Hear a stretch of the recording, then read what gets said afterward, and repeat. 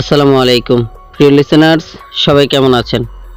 আশা করছি সবাই ভালো আছেন। আমি আলহামদুলিল্লাহ অনেকটাই ভালো আছি। আমি আপনাদের মাঝে আবারও ফিরে এসেছি ভূত এফএম উইথ এমজে। চলুন বেশি কথা না বাড়িয়ে আজকের ঘটনাগুলি, ভৌতিক যেই ঘটনা সেই ঘটনাগুলি শোনা যাক। আজকের যে ঘটনাগুলি আপনাদের সাথে শেয়ার করব সেই ঘটনা পাঠিয়েছেন আমার এক লিসেনার্স বোন, যার নাম রাইমা। চলুন সে যেইভাবে আমাদেরকে ইমেল করে পাঠিয়েছেন ঠিক সেইভাবে আপনাদেরকে পড়ে শোনাই। ঘটনাটি আমার ভাইকে কেন্দ্র করে। আমার নাম রাইমা, আমার বাড়ি খুলনায় পড়েছে। আমি তখন সবে আমার নতুন বিয়ে হয়েছে। আমার ভাই আর এই দুনিয়াতে নেই। আমার ভাই যখন মারা যায়, সেই মারা যাওয়াকে কেন্দ্র করেই আপনাদেরকে এই ঘটনাটি আমি পাঠিয়েছি। আমার ভাইয়ের নাম ছিল আফজাল। সে খুব ভালো একজন মানুষ ছিল। সে কখনো কোনো নেশা করতো না। সে একটা মেয়েকে প্রচন্ড ভালোবাসতো। সে মেয়েটার বিয়ে হয়ে যাওয়াতে আমার ভাই অনেকটা আপসেট হয়ে পড়ে। আর আমার ভাই সে মেয়েটার বিয়ে হওয়াতেই এতটা আপসেট আর এতটা ডিপ্রেশনে পড়ে যায় যে আমার ভাই সুইসাইড করে। সে বিষ খেয়ে আত্মহত্যা করে। তার এই বিষ খাওয়াটাই ছিল অনেকটাই বড় ভুল। আমরা দুই বোন ছিলাম। তারা এই খবর শোনার সাথে সাথেই দৌড়ে ছুটে যায়। ছুটে গিয়ে আমার ভাইয়ের মৃতদেহটা পড়ে থাকতে দেখি খাটের এক কোণে। ভয়ে কেউই ধরছিল না। আমরা আমাদের স্বামীকে নিয়ে ভাইকে ধরে হসপিটালে নিয়ে যাই। আমার মা বাবা কেউই জীবিত ছিল না। আমার ভাই একাই থাকতো বাড়িতে। সে বড় ছিল, সে চাকরি করত। সে একা থাকলেও কোনো প্রবলেম হতো না। তো দেখা গেল যে আমরা তাকে হাসপাতালে নিয়ে যাওয়ার পরে হাসপাতালের কর্তৃপক্ষরা বলছেন যে এটা তো সুইসাইড কেস, এটা আগে থানাতে জানাতে হবে, এটা আগে পুলিশ ডায়েরি হতে হবে। আমরা এই লাশটাকে নিয়ে আবার থানায় যাই। থানায় গিয়ে পুলিশের কাছে হস্তান্তর করি এবং একটা ডায়েরি করা হয় এবং একটা ফর্ম ফিল আপ করা হয়। সে ফর্মটা নিয়ে হাসপাতালে যাই। আমার ভাইটাকে নিয়ে যাওয়ার পর তারা বলে যে ফর্মে লেখা আছে যে এই লাশটার পোস্টমর্টম করতে হবে। এই লাশটার পোস্টমর্টম করতে হবে। এই থানা আর হসপিটাল দৌড়াদৌড়ি করতে করতে সময় প্রায় সন্ধ্যা হয়ে যায়। তারা আমাদেরকে বলল যে লাশটা রেখে আপনারা বাড়ি চলে যান, আমাদের পোস্টমর্টম হলে আমরা আপনাদেরকে ইনফর্ম করব। আমরা তাদের কথা মতোই হাসপাতাল থেকে বাড়িতে চলে যাই। আমরা বাড়িতে গিয়ে সবাই কান্নাকাটি করছিলাম। আমাদের আত্মীয় স্বজন বাড়িতে চলে এসেছিল। প্রায় ঘন্টা ৩-৪ ঘন্টার পর হসপিটাল থেকে আমাদেরকে কল করে বলা হলো যে আপনার ভাইয়ের পোস্টমর্টম হয়ে গেছে, আপনারা কিছু ফর্ম আছে এগুলো ফিল আপ করে আপনার ভাইকে নিয়ে যান। আমরা সবাই দৌড়ে হসপিটালে যাই। হসপিটালে গিয়ে আমরা আমার ভাইকে নিয়ে ফর্ম ফিল আপ করে তারপর আবার থানাতে যাই আমার ভাইয়ের লাশটাকে নিয়ে। হসপিটাল থেকে থানাটা বেশ ঘন্টা 40 মিনিটের মতো ছিল। আমার ভাইয়ের লাশটাকে একটা চাটায় মুড়ি দিয়ে ভ্যান গাড়িতে করে আনা নেওয়া করছিলাম। হঠাৎ গিয়ে দেখি প্রায় 11টার ঊর্ধ্বে বাজে। 11টার পরে বড় কোনো কর্মকর্তাই ছিল না। তখন ওইখানের আমাদেরকে হাবিলদার বলা হলো যে কনস্টেবল, যে এখানে এখন কোনো ফাইল করা হবে না, সকালে আসুন, সকালে আমরা এটার ফাইল ফিল আপ করে দিয়ে আপনাদেরকে এই লাশটা নিয়ে যেতে দেব, এখন এই লাশ নিয়ে যেতে পারবেন। রাত 11টার উপরে বাজে, তার উপরে আবার এটা পোস্টমর্টম করা কাটা ছেঁড়া লাশ। এত রাত অবধি থাকার পর লাশটা অনেকটাই নরম হয়ে যাবে এবং কি পচতে শুরু করবে। আমরা সবাই অনেক রিকোয়েস্ট করলাম যে আপনি বলেন যে স্যার যাতে এসে লাস্টার ফর্ম ফিল আপ শেষ করে আমাদেরকে বিদায় দেয়, আমরা যত টাকা লাগে দিব, আপনারা একটু হেল্প করেন। তখন সে কনস্টেবল বড় স্যারকে কল করলে স্যার বলে এখন সে আসতে পারবে না, যদিও আসে সকাল 7টার দিকে সে চলে আসবে, সে কোনোভাবেই এখন আসতে পারবে না। আমরা অসহায়ের মতো আমার ভাইয়ের লাশটা নিয়ে সেই থানার বারান্দায় বসেছিলাম। হঠাৎ আমার ছোট বোন বলে উঠলো যে আমার খুব খারাপ লাগছে, আমি বাড়ি চলে যাব, আপু তুই থাক। কি আর করার, আমি আর আমার হাজবেন্ড ওই থানাতেই রইলাম, আর আমার ছোট বোন তার হাজবেন্ড বাড়িতে চলে গেল। একটা লাশের সাথে থানায় একা থাকাটা যে কতটা ভয়ানক এবং ভয়ঙ্কর ছিল সেটার উপলব্ধি একমাত্র আমিই করেছিলাম। তখন প্রায় রাতের 1:30 থেকে 2টো বাজে। আমি লাশটিকে একটু নাড়াচাড়া করার চেষ্টা না করে আমি পাশে বসেছিলাম। আমার হাজবেন্ড বলল যে আমার শরীরটা খুব খারাপ লাগছে, আমি একটু চোখ বুঝি, তুমি এক কাজ করো, তুমি কতক্ষণ পাহারা দাও, তোমার খারাপ লাগলে আমাকে ডাক দিও। আমি বললাম সমস্যা নেই, আমার ভাইয়ের লাশ তো আমি পাহারা দেব, অন্য কেউ তো আর দেবে না। সেটা ভাবা আর আমার স্বামী শুয়ে পড়লো বেঞ্চে, আমি দাঁড়িয়ে রইলাম ভাইয়ের লাশের পাশে। হঠাৎ কেমন যেন অদ্ভুত একটা ভয়ঙ্কর ফিল হতে লাগলো আমার কাছে, আমার কেমন যেন ভয় ভয় ফিল হচ্ছে। আমার মনে হচ্ছে যে আমার ভাই এই মুহূর্তে উঠে বসে আমাকে ডাক দিয়ে বলবে যে আপু তুই এসেছিস।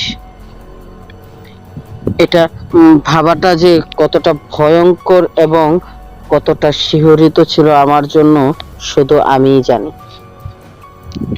আমি অনেকটাই চেষ্টা করেছিলাম সেই ভয় থেকে বেরিয়ে আসতে, কিন্তু পারলাম না। আমার বারবার মনে হচ্ছিল যে আমার ভাইয়ের লাশটা একবার ছুঁয়ে দেখি।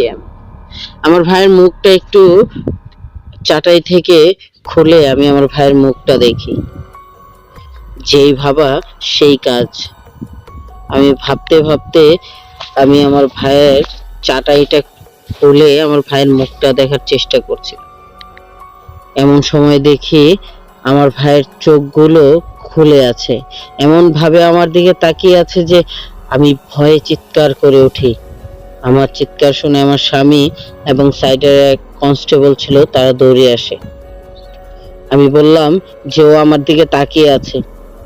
তারা সবাই বলল কই না তো, এই মৃত মানুষ কিভাবে আবার তাকিয়ে থাকে, কি বলেন আজে বাজে।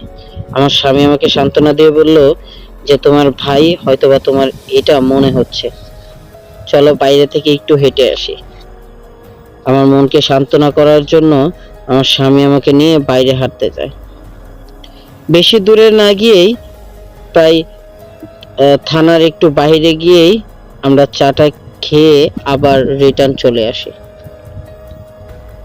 তখন আমার স্বামী বলল যে তুমি এখন একটু বিশ্রাম করো, আমি পাহারা দিচ্ছি। তখন আমি আমার চোখ দুটো বন্ধ করে ঘুমানোর চেষ্টা করি। তখন আমার স্বামী ওই মুখের লাশটা চাটাই দিয়ে খোলা ছিল, লাশের মুখটা, তখন সে মুখটা বন্ধ করার জন্য কাপড় এবং চাটাইটা দিয়ে মুখটা ঘোরার চেষ্টা করছিল। এমন সময় ওই লাশটা আমার ভাইয়ের হেসে উঠেছে। আমার স্বামী ওই লাশের হাসি মুখ দেখেই ভয় পেয়ে দৌড়ে আসে আমার কাছে, এসে বলে, আমাকে ডাক দিতে লাগলো আর বলল যে তোমার ভাই হাসতেছে। আমি এটা শুনে আরো বেশি অবাক হয়ে যাই যে একটা মৃত মানুষ কিভাবে তাকিয়ে থাকে আর কিভাবে হাসে। এটা কি আমাদের সাথে কোনো ভয়ঙ্কর কিছু হতে যাচ্ছে? এটা ভাবতে ভাবতে আমি উঠে বলি যে, কই আমার ভাই হাসছে? তুমি না বললে যে একটা মৃত মানুষ কি তাকাতে পারে, আর এখন একটা মৃত মানুষ কি হাসতে পারে? এটা কখনোই সম্ভব না। যেমন তেমন করে ভয়ে ভয়ে আমরা এই রাতটা কাটাই। সকালে অফিসার আসলে, স্যার আসলে ফর্ম ফিল আপ করে আমাদেরকে লাশটা নিয়ে যেতে দেয়। আমরা লাশটা বাড়িতে নিতে নিতেই লাশটা খুব নরম হয়ে যাচ্ছিল। আমরা বাড়িতে নিয়ে সব নিয়ম কারণ ইসলামিক মোতাবেক শেষ করে জানাজা পড়ে তারপরে লাশটাকে দাফন করি। আমি বাড়িতে খুব চিৎকার করে কাঁদছিলাম, এতটা কাঁদছিলাম যে আমার কান্নায়, আমার মাথা ব্যথায় আমার চোখগুলো বন্ধ হয়ে যাচ্ছিল।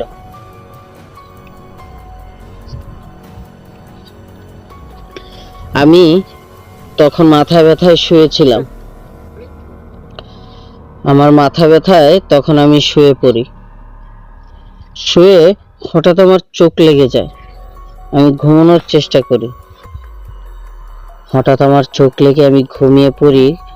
ঘুমের ভিতরে স্বপ্নে দেখি যে আমার ভাই আমাকে ডাকছে আর বলছে, আপু আমার খুব কষ্ট হচ্ছে রে, আমাকে বাঁচা, আমার খুব কষ্ট হচ্ছে, আমাকে এখান থেকে উদ্ধার কর। আমি এটা দেখার সাথে সাথেই আমি লাফ দিয়ে ঘুম থেকে উঠি। ওঠার পর আমার পুরো শরীর ঘেমে গিয়েছিল যে এটা কি হলো আমার সাথে, আমি কি দেখলাম, আমি কি সত্যি এটা স্বপ্ন দেখেছি না অন্য কোনো কিছু দেখেছি। আমি দৌড়ে যাই আমার খালাম্মার কাছে। খালাম্মাকে গিয়ে বলি যে, খালাম্মা আমি এগুলো স্বপ্নে দেখেছি, ও আমাকে ডাকছে, ও আমাকে বলছে ওর খুব কষ্ট হচ্ছে, ওকে ওইখান থেকে উদ্ধার করতে বলছে। তখন বলল যে এটা তো সুইসাইড করে মারা গেছে নিজের ইচ্ছায়, তাই হয়তো ওর আযাব হচ্ছে, এটা তোকে ও ফিল করাচ্ছে আর কি। তুই স্বপ্নে ওর এই কষ্টটা দেখতে পাচ্ছিস, তোর ভাই তোকে অনেকটাই ভালোবাসতো, এর জন্য তোকেই দেখা দিচ্ছে। আমি ওইটা একটা স্বপ্ন ভেবেই কাটিয়ে দেই। তখন রাতে খাওয়া দাওয়া শেষ করে আমি আবার শুই ঘুমানোর জন্য। শরীরটা পুরো ক্লান্ত, আমার খুব খারাপ লাগছিল। আমি যখন শুয়ে পড়ি এর কিছুক্ষণ পর আমি আবারও স্বপ্নে দেখি আমার ভাইয়ের বিকৃত চেহারা আমার সামনে এসে কাঁদছে আর বলছে, আপু এই অন্ধকার ঘরে আমার খুব কষ্ট হচ্ছে রে, আমার খুব কষ্ট হচ্ছে, আর আমি তোকে কিছু বলতে চাই, আমার কথাগুলো শুনবি? এরপরেই আমার ঘুম আবার ভেঙে যায়, আমি চিৎকার করে উঠি। তখন আমার স্বামী আমাকে বলে যে, কি হয়েছে তোমার, তুমি কেন এইভাবে চিৎকার দিয়ে উঠলে, কোনো স্বপ্ন দেখেছো? তখন আমি বললাম যে আমার ভাইয়ের লাশ আমাকে এসে বলছে যে ও যেন আমাকে কি বলতে চায়, ওর অন্ধকারে নাকি শুতে মন চাইছে না, ও এক অন্ধকারে খুব ভয় পাচ্ছে। তখন আমার স্বামী বলল, আচ্ছা ঘুমাও, সকালে উঠে দেখবো, এক কবিরাজের কাছে তোমাকে নিয়ে যাব। তখন আবার ঘুমালাম, তখন আর কিছুই দেখিনি। সকালে আমার স্বামী আমাকে নিয়ে এক মৌলবীর কাছে যায়।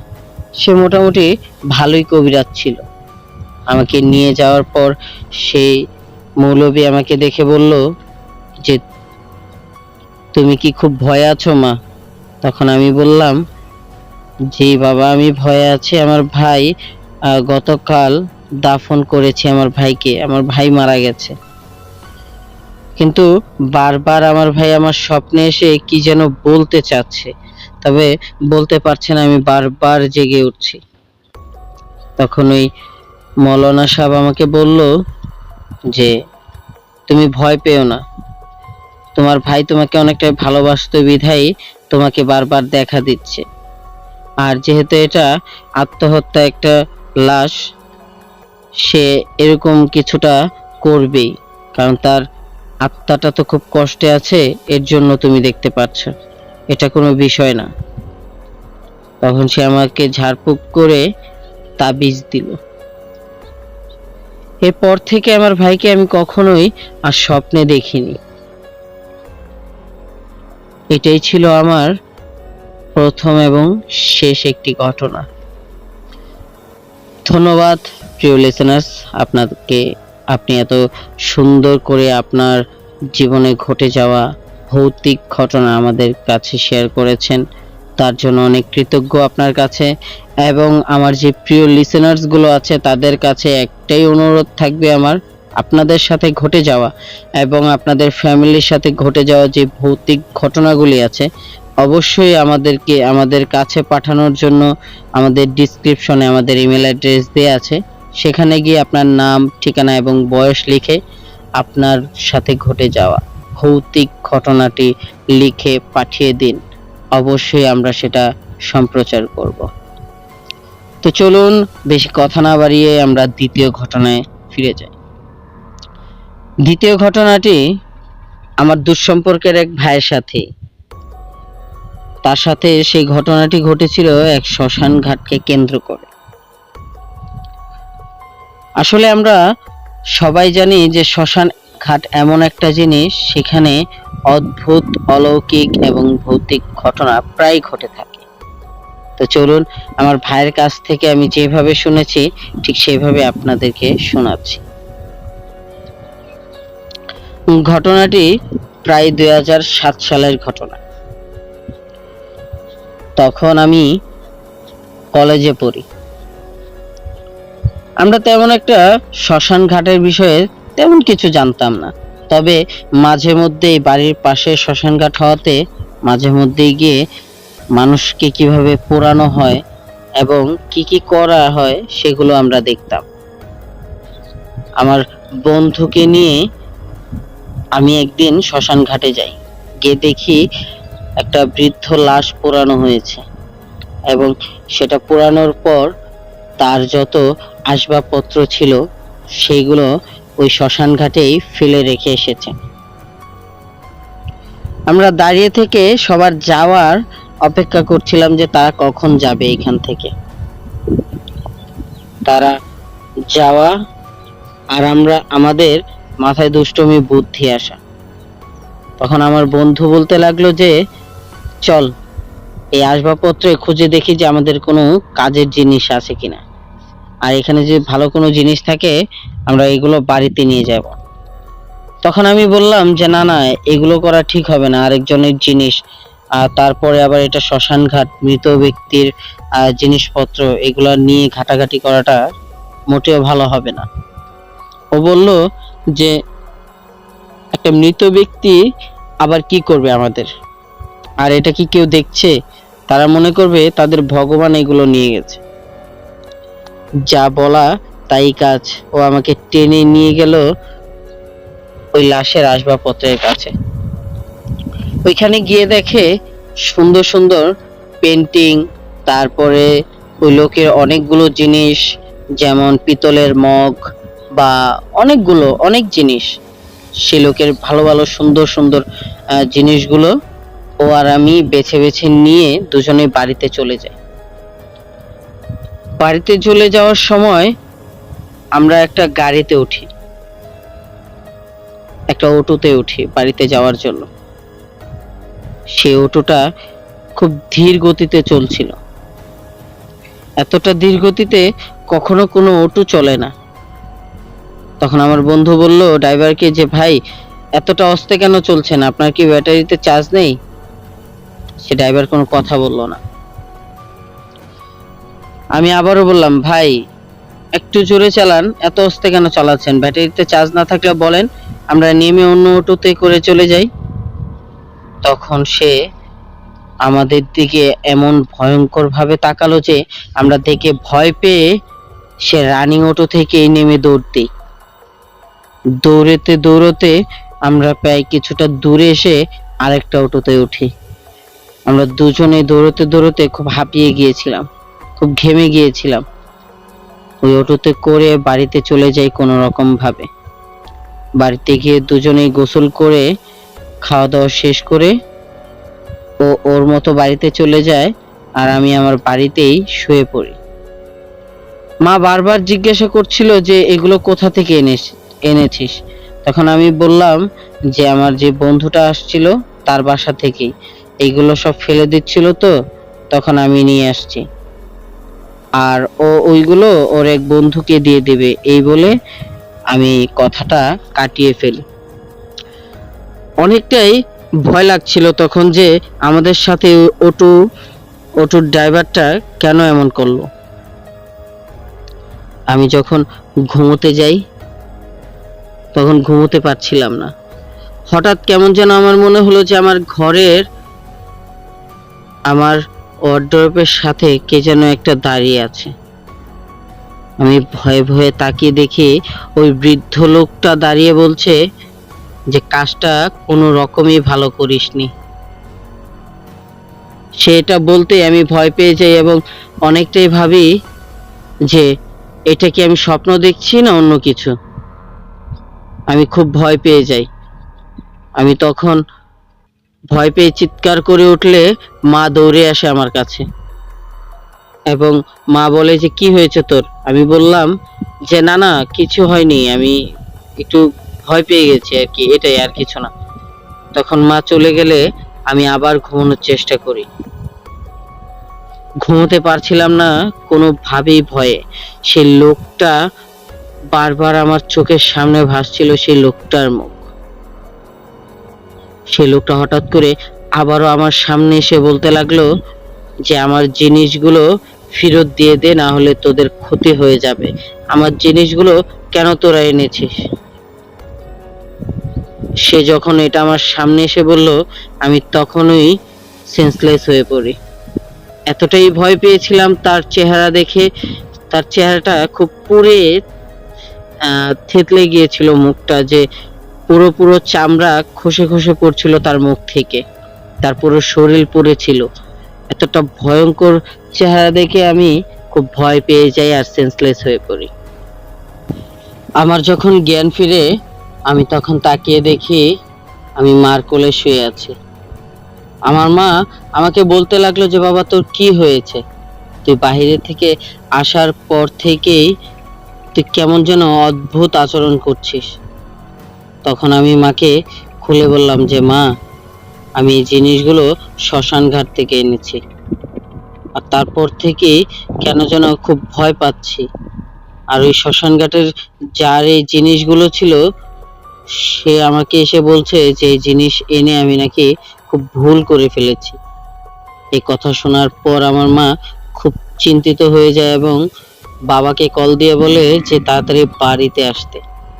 বাবা বাড়িতে আসার সাথে সাথে মা মা বাবাকে সব ঘটনা খুলে বলে এবং বাবা মাকে নিয়ে কবিরাজের কাছে যায়।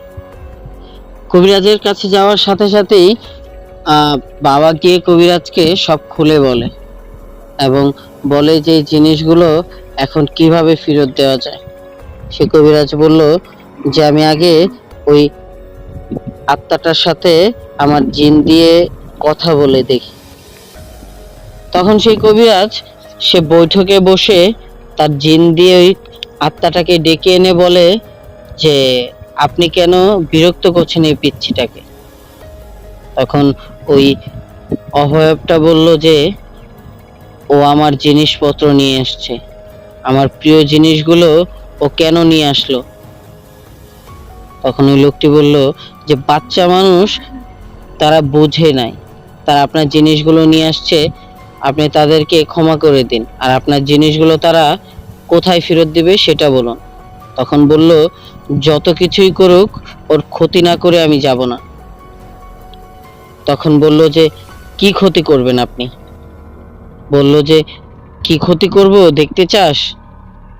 তখন ওই কবিরাজটা বলল যে আপনি প্লিজ ওই ছোট বাচ্চাটাকে মাফ করে দিন, আর আপনার জিনিসগুলো আপনার বাড়িতে না হলে আপনার শ্মশান ঘাটে ও ফেরত দিয়ে আসবে। তখন বলল যে আমি এক শর্তে ওকে মাফ করতে পারি, একটা পাঠা বলি দিতে হবে। তখন ওই কবিরাজটা বলল যে পাঠা বলি দিলেই কি সব সমাধান হয়ে যাবে? তখন বলল হ্যাঁ, পাঠা বলি দিবি আর 10 কেজি মিষ্টি শ্মশান ঘাটের এক কোনায় রেখে দিবি। তখন যা বলা তাই কাজ। ওইখান থেকে গিয়ে বাবা এক পাঠা কিনে এনে পাঠা বলি দেয়, দিয়ে ওই পাঠার গোশ সহ পাঠাটা শ্মশান ঘাটে দিয়ে আসে। 10 কেজি মিষ্টি নিয়ে শ্মশান ঘাটের এক কোনায় দিয়ে আসে। তারপর ওই জিনিসগুলো আমরা শ্মশানেই ফেলে আসি। সেদিন থেকে আর আমাদের কোনো ক্ষয়ক্ষতি হয়নি, কিন্তু আস্তে আস্তে আমার যে বন্ধুটা আমার সাথে ছিল ওর একটি চোখ অন্ধ হয়ে যায়। আমার কোনো ক্ষতি হয়নি, কিন্তু ওই বন্ধুটার একটা চোখ কেমন যেন ও দেখতে পারতো না। এখন পর্যন্ত ওর ওই চোখে সমস্যা। তো এই ছিল আমার ঘটনা। আর যদি আপনাদের কাছে আমাদের এই ভৌতিক ঘটনাগুলি, অলৌকিক এবং প্যারানরমাল ঘটনাগুলি ভালো লেগে থাকে, অবশ্যই অবশ্যই চ্যানেলটিকে সাবস্ক্রাইব করবেন এবং বেল আইকনটি ক্লিক করে পাশেই থাকবেন। আর যদি আপনাদের কাছে ভালো লাগে তবে অবশ্যই অবশ্যই আমাদেরকে আপনাদের সাথে ঘটে যাওয়া ঘটনাগুলি পাঠিয়ে রাখবেন। তো আমরা যে তৃতীয় ঘটনাটি আপনাদের সাথে শেয়ার করব এবং লাস্ট যে ঘটনাটি, সেই ঘটনাটি ওই ভাইয়ের সাথে ঘটে যাওয়া ঘটনা। তো চলুন, যেভাবে শুনেছি ঠিক সেভাবে আপনাদের কাছে শেয়ার করছি। ঘটনাটি সেই ভাইয়ের বাবার সাথে ঘটেছিল, তাই আমি ভাইয়ের মতো করেই আপনাদেরকে ঘটনাটি শোনাচ্ছি। ঘটনা আমার বাবার। আমার বাবা খুব ছোট ছিল তখন। আমার বাবা অত্যন্ত খেলাধুলা করত ছোট সময়, তাদের বন্ধুদের নিয়ে আড্ডা দিতে খুব ভালোবাসতো। আমি আমার বাবার মুখ থেকেই এই ঘটনাটি শুনেছি। আমি যখন বাবার থেকে শুনি, আমি কেন যেন শুনেই খুব ভয় পেয়ে গিয়েছিলাম। আমার বাবা আগে এতটাই দুষ্ট ছিল যে যে যাই বলতো আমার বাবা তাই করত, তাই করে দিত। একদিন এক লোক আমার বাবাদের কাছে এসে বলল যে তোরা কি কিছু শিয়াল ধরে দিতে পারবি আমাকে? তখন আমরা বললাম যে শিয়াল ধরা এটা কোনো বিষয়ই না, তো শিয়াল ধরে আপনি কি করবেন? বলল যে আমার কাজ আছে, তোরা ধরতে পারবি? তখন বললো যে আমরা ধরতে পারলে আমাদেরকে কি দিবেন? আমার বাবাকে সে লোকটি এসে বলল যে 150 টাকা করে দিবে। তখন আমার বাবা এই কথা শুনে খুব খুশি হলো এবং তাদের মধ্যে কথাবার্তা শেষ হওয়ার পর আমার বাবা এবং তাদের বন্ধুরা মিলে প্ল্যান করতে থাকলো যে কিভাবে শিয়াল ধরা যায়। তার এক বন্ধু তখনই উঠে বলল যে শিয়াল ধরতে হলে আমাদেরকে বিভিন্ন গর্ততে খুঁজতে হবে শিয়াল, কারণ শিয়াল দিনের বেলায় গর্তের মধ্যে থাকে আর রাতে তাদেরকে ধরাটা খুব মুশকিল, কারণ রাতে তাদের সাথে দৌড়ে উঠে পারা যায় না। তখন আমার বাবা বলল যে আমরা দিনেও চেষ্টা করব, রাতেও চেষ্টা করব, যখন ধরতে পারবো তখনই আমাদের জন্য লাভ। তবে আমাদের এই কথাগুলো আমাদের ফ্যামিলির কেউই জানতো না। আমরা সেই দিনেই প্ল্যান করি যে বিভিন্ন পুষ্করিণীর পাড়ে গিয়ে শিয়ালের গর্ত পেলেই সেখানে আগুনের ধোঁয়া দিয়ে আমরা শিয়াল ধরার চেষ্টা করব এবং সেই গর্তের মাথায় জাল দিয়ে রাখবো যাতে শিয়াল দৌড়ে বের হওয়ার সময় জালে আটকে যায়। আমরা সবকিছু আয়োজন করলাম, জাল জোগাড় করলাম এবং অনেকগুলো লাঠি এবং কেরোসিন জোগাড় করলাম, আর শুকনো পাতা দিয়ে আমরা আগুন তৈরি করে এই আগুনটা নিভিয়ে দিই। দেওয়ার পর অনেক ধোঁয়া ওঠে। সেখানে কিছু ধানের যে শোকলা থাকে, মানে ওইগুলাকে আমরা বলি চুহল বা ভুসি, ধানের ভুসি বলি বা চুহল বলি।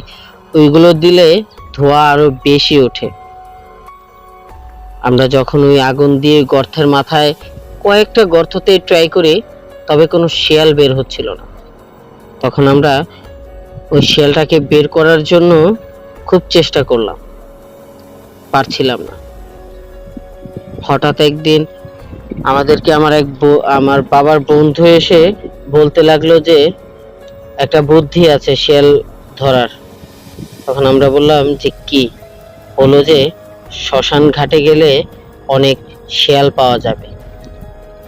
তখন বললো যে ভালো বুদ্ধি দিয়েছিস তো। ও বললো যে রাতে যেতে হবে ওই শিয়াল ধরার জন্য।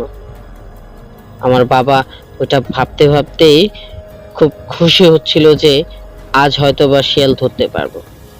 আমরা বুদ্ধি করে শ্মশানের 3 দিকেই জাল দিয়ে বেড়া দিয়ে রাখি, আর একদিক খোলা রাখি। যে দিক দিয়ে শিয়াল ঢুকবে আমরা ওই দিক দিয়ে শিয়ালটাকে ধাওয়া দিলে শিয়াল 3 দিকের একদিক হলেও জালে গিয়ে পেঁচে যাবে। আর জালগুলো ছিল নেটের জাল, কারেন্টের জাল ছিল মাছ ধরার। এগুলাতে শিয়াল একবার পেঁচে গেলে আর ছুটতে পারবে না। তখন আমরা রাতে এইগুলো শ্মশানের সাইড দিয়ে এই জালগুলো লাগাতে থাকি। আমরা সবাই কেমন যেন অদ্ভুত একটি আওয়াজ শুনছিলাম, কে যেন কান্না করছে। শ্মশান ঘাটের যেই জায়গাটায় পোড়াচ্ছে ওই জায়গাটা থেকেই আমার বাবারা কান্নার আওয়াজ শুনতে থাকলো। তখনই আমার বাবা বলে উঠলো যে এই তোরা কি কোনো শব্দ শুনতেছিস? তখন ওইখানকার আমার বাবার বন্ধুরা বলল যে কারো যেন কান্নার আওয়াজ শুনছে। আর বাবা বলল যে চল তো গিয়ে দেখি এত রাতে কে কান্না করছে। তারা বলল না না, উপরে গিয়ে কোনো কাজ নেই, আমাদের নিচে কাজ, আমরা নিচেই থাকি। আমার বাবা সাহসী ছিল মোটামুটি, সে বলল যে না না চল গিয়ে দেখি এত রাতে এখানে কি কান্না করছে। তখন তার বন্ধুরা না পেরে আমার বাবার সাথে উপরে গেল, গিয়ে দেখলো কেউ নেই। যখন সে ফিরে আসবে তখন আবার কান্নার আওয়াজ শুনে তারা পিছে তাকিয়ে দেখে কে যেন সাদা কাপড় পরিহিত একজন মহিলার মতো দেখছে এবং কান্না করছে। সবাই বাবাকে নিষেধ দিল যে তুই এখানে যে কোনো লাভ নেই, কারণ এটা শ্মশান ঘাট, অনেক কিছুই হতে পারে এখানে। চল আমরা নিচে চলে যাই, জাল আরেক দিকে দেওয়ার বাকি আছে। আমার বাবা কারো কথা না শুনেই হাঁটতে লাগলো। হাঁটতে হাঁটতে ওই মহিলাটার কাছে গিয়ে বলল, মা আপনি কান্না করছেন কেন? কোনো জবাব উত্তর কোনো কিছুই নেই। সেই মহিলাটা কাঁদতেই আছে। তখন আমার বাবা তার পিঠে হাত দেওয়ার সাথে সাথেই মহিলাটি এমন তীব্র চোখে তাকালো যে চোখ দিয়ে রক্ত পড়ছিল। তার বিকৃত চেহারা এবং ভয়ঙ্কর আওয়াজ শুনে বাবা এতটা ভয় পেয়ে যায় যে বাবা মাটিতে পড়ে যায়। আর তার বন্ধুরা এটা দেখার সাথে সাথেই দৌড়ে শ্মশান থেকে নেমে পড়ে বাবাকে রেখে। বাবা ভয়ে চিৎকার করতে থাকে আর পিছনে যেতে থাকে। সাদা শাড়ি পরা মহিলাটি বাবার দিকে এগোতে থাকে আর কেমন অদ্ভুত করে হাসতে থাকে। তার চোখ মুখ দিয়ে রক্ত পড়ছিল। বাবা এতটা ভয় পেয়ে যায় যে বাবা ওইখানে সেন্সলেস হয়ে পড়ে এবং সকালে বাবাকে বাড়িতেই বাবা দেখতে পায়। যখন জ্ঞান ফিরলো বাবা দেখলো তার বাড়িতেই আছে। সবাই তাকে বকাবকি করছিল যে তুই কেন গেলি এত রাতে শ্মশান ঘাটে। বাবা বলল যে এই এমন ঘটনা, একজন লোক আমাদেরকে বলল যে শিয়াল ধরে দিতে পারলে নাকি আমাদেরকে সে 150 টাকা করে দেবে। আমার বাবার কথা শুনে আমার দাদি এবং দাদা তাকে খুব মারলো এবং হুজুরের কাছে নিয়ে ঝাড়ফুঁক করে এনে সে বাড়িতে আসলো। তার অনেক জ্বর উঠেছিল সেই দিন। জ্বরে সে তার পুরো শরীর ব্যথা করছিল, তার চোখ মুখ ফুলে গিয়েছিল এবং সে কয়েকদিন বিছানা থেকে উঠতে পারেনি। আর সেই দিন থেকে বাবা শ্মশান ঘাটে যাওয়া বন্ধ করে দিয়েছিল। এরপর থেকে আর কখনোই বাবা শ্মশান ঘাটে যায়নি। এই ছিল আমার শেষ ঘটনা। তো প্রিয় লিসেনার্স, আশা করছি আমার ঘটনাটি আপনাদের কাছে ভালো লাগছে এবং আপনাদেরকে কিছুটা হলেও ভয়ের অনুভূতি ফিল করাতে পারছি। জানি না আমার ঘটনাগুলি কার কার কাছে বিশ্বাসযোগ্য এবং অবিশ্বাসযোগ্য হচ্ছে, তবে বিশ্বাস আর অবিশ্বাস একদিকে রেখে এই ঘটনাগুলি অবশ্যই বিনোদন হিসেবে শুনতে পারে। আসলে আমাদের সাথে, আমাদের প্রিয়জনদের সাথে ঘটে যাচ্ছে যে ঘটনাগুলি, আমরা তা কখনোই উপলব্ধি করতে পারবো না, কারণ আমাদের সাথে কখনো ঘটেনি।